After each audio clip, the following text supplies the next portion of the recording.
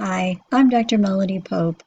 I am your faculty member for the College of the Redwoods LVN 110A, Pharmacology for Vocational Nursing 1 course.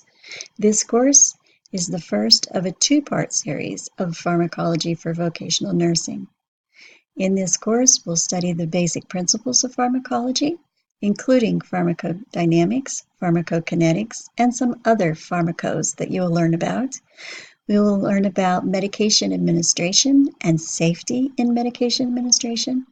We'll also begin to delve into the classifications of different drugs and their actions, side effects, all the other things that we need to know as nurses. In the second part of the Pharmacology for Vocational Nursing next semester, you'll learn about more drugs and the actions and all of the things that you will see with your patients when you take care of them and administer medications safely.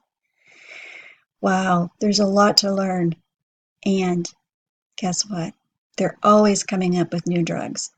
So we're going to delve in, we're going to learn, we're going to grow, you're going to become a safe nurse, and you're going to take good care of your patients. I look forward to our journey together.